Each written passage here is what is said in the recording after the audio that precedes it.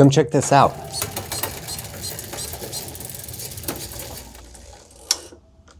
I just installed electronic shifting on my gravel bike. It's great, I love it. It's fast, it's smooth, and it's precise. This bike used to have a 1x cable shifting setup. I converted that to electronic, and it really wasn't that hard to do. This upgrade is relatively straightforward.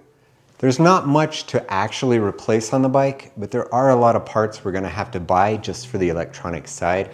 Shimano will kind of nickel and dime us on this, so it's gonna end up costing quite a bit of money. I'll show you the minimum amount of stuff we need to buy and install to make this work.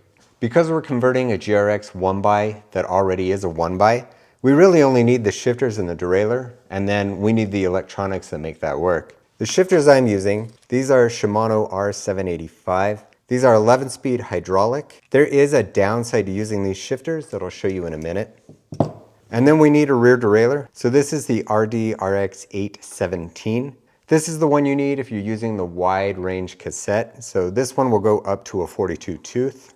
In addition to the shifters and the derailleur, we need a couple of electronics that actually make this work. You'll need a junction. I'm using a handlebar junction. There is another type, but this is the one I like. You'll need a battery to power everything, and you'll need an assortment of Di2 wires to connect everything together. So let's talk about how everything is connected and what everything does. That section represents the front of the bike, and this section represents the back of the bike. So we've got the shifters. I mentioned that they had a downside, and that is that they've only got one E-tube port. Newer Di2 shifters have 3, so that limits the way we can connect these. To use these shifters, we've got to use one of these Y splitters. So this is a cable that comes together into form a Y, and it allows us to make one connection to both shifters. So those shifters connect to a junction box, and what this junction does is it separates the electronics at the front of the bike from the electronics at the back of the bike.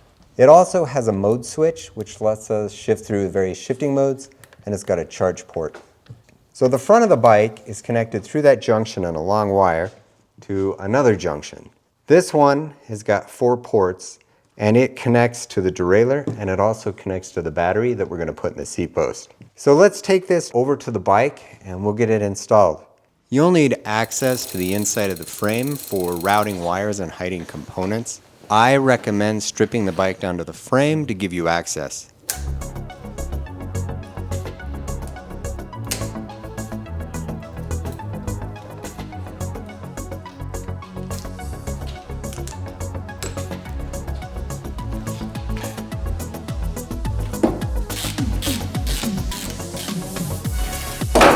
The hardest part of this whole conversion is routing the cables. I'll route the Y cable through the handlebar and connect the 2 shifters to the handlebar junction.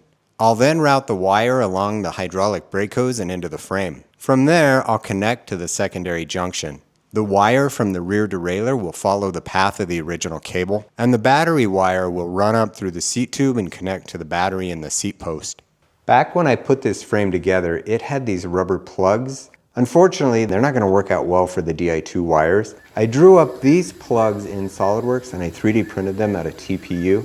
I didn't want these to look like they were 3D printed, so I used a heat gun to melt the surface and smooth it out.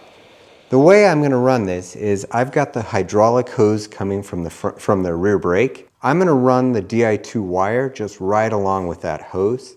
There's not a lot of room in the bottom bracket shell when that bottom bracket is installed. Only really about 3 millimeters all the way around. So there's room to get a wire through, but nothing much more. My plan is to set that junction box inside the bottom bracket here, push it up into the down tube, and make all the connections here. The chainstay on this bike isn't hollow all the way through, so that's going to prevent me from running the wire through the chainstay. Instead, I'm going to run the wire where the original cable went. I'm installing the battery in the seat post. I wrapped it with tape so it would fit tightly inside, and then I added a tether so that I can pull it out later. Now that we know where the components and the wires will go, let's put this thing together.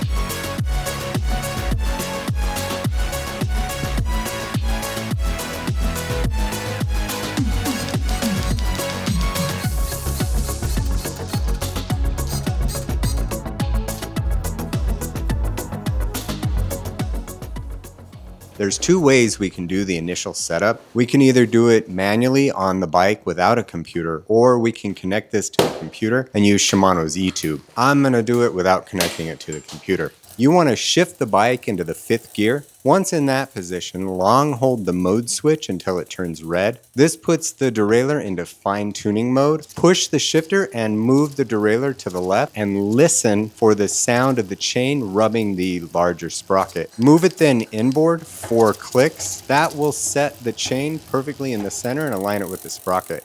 Now that the derailleur is aligned, the stops and the B tension screw can be set. Shift to the largest sprocket, adjust the limit screw until it just touches. Do the same for the smallest sprocket. To set the B tension screw, shift into the largest sprocket. Adjust the screw so that the jockey pulley is as close as possible to the sprocket without making noise. The last thing we need to do is to configure the shifters and update firmware. You'll need Shimano's E-Tube software to do this. You can download it for free from their website. Connect the bike to the computer. I'm using the BCR2. This connects to the computer. It also acts as the charger. Once connected, check for firmware updates. You can see mine are all up to date. Then click on the Customize tab to configure the shifters. We have a couple things we can play with. Multi-shift lets you shift through multiple gears by holding down the shift buttons. I like it, so I've enabled it. Both shifters can be set up to do different things. I have them both set to shift the rear derailleur, but they can be set up to do other things like controlling your head unit. Battery life on this system is impressive. I've gone the whole riding season without having to charge the battery. When I connected it to the computer to shoot that part of the video, it took about 5 minutes to fully recharge the battery. I have had a Di2 battery fail on me before. This is one that I hack repaired. It was in my road bike. On that ride, I was about 20 miles from home when it died. It didn't strand me, I was just stuck in the gear I was in. So I ended up riding home in 4th gear. It was really slow, but I made it home just fine.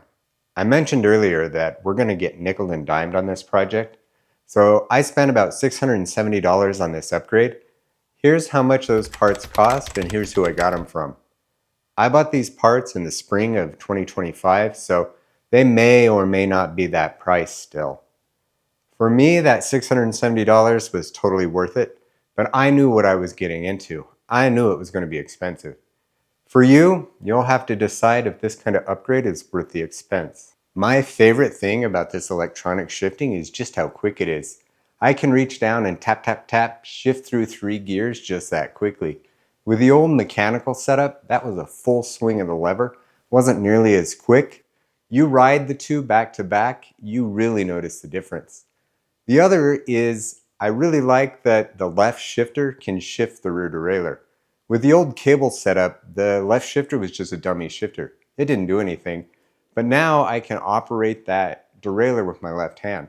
So if I'm, say, hard braking with my right hand, I can still shift gears. So that's it for today's video. Until next time, I'll see you later. Man, it's windy.